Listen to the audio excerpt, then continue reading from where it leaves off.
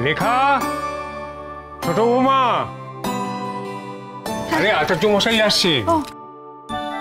বাড়ি নবীনরা কোথায়? সব ঘুমোচ্ছে এখনো? কতবার ডেকেছি। অর্ণা, প্রিয়া। লেখা, সব ঠিক আছে তো এদিকে? হ্যাঁ মা, সব হয়ে গেছে, শুধু ময়দাটা মাখলেই হয়ে যাবে। তাড়াতাড়ি কর, তাড়াতাড়ি করো। এসে যাবে, তাড়াতাড়ি কর। দাদু ভাই, বলছিলাম তুমি থেকে যাও না ভাই। গতবার তুমি আর কথা মা কি সুন্দর জোরে গিয়েছিলে রথে, হ্যাঁ কি ভালো লেগেছিল আমাদের। এবছর কথা মা নেই তো তুমি তুমি অন্তত থেকে যাও ভাই। হ্যাঁ আসুন আসুন আসুন। বাবা, আচার্য মশাই চলে এসছে। ও আসুন আসুন আসুন আসুন আচার্য, আসুন আসুন। কেমন আছেন আচার্য? ভালো ভালো, খুব ভালো। আপনারা সবাই কেমন আছেন? ওই কথা মাকে ছাড়া যতটুকু ভালো থাকা যায়।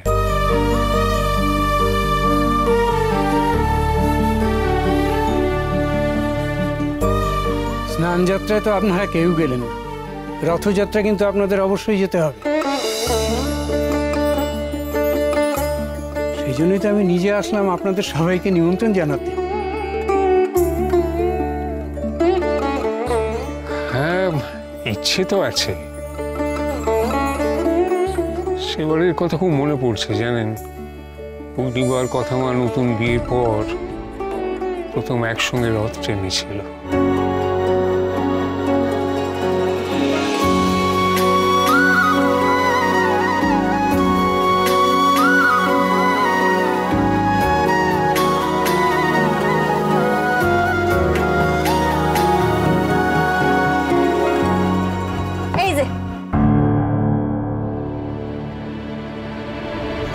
তো একেবারে আমাদের কথামার মতো দেখতে লাগছে।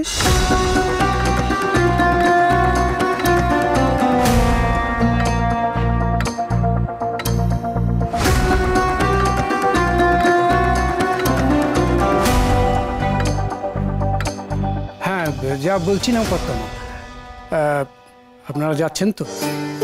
আমরা কি মেজো বৌমা, লেখা মা, কি বলছিস তোরা যাবো? হ্যাঁ মা, আমি আর কি বলবো, গেলেই তো ভালো হয়। আমরা সবাই মিলে যাব।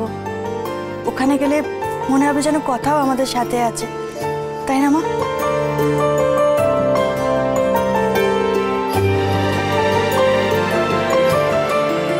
বেশ, আমরা তাহলে ওই দুপুর নাগাদ আশ্রমে পৌঁছে যাব। বলছি যে আমাদের রথের মেলায় নিয়ে যাবে? আমার না খুব ভালো লাগে এই মেলা দেখতে, আমিও যাব রথে। ননসেন্স একেবারে। হ্যাঁ হ্যাঁ, নিশ্চয়ই তুমি যাবে বলি, আমাদের সঙ্গে যাবে। দারুণ মজা হবে কিন্তু। পাপড় ভাজা খাবো, কতদিন খাইনি বলি পাপড় ভাজা। রথের মেলা দারুণ মজা হবে।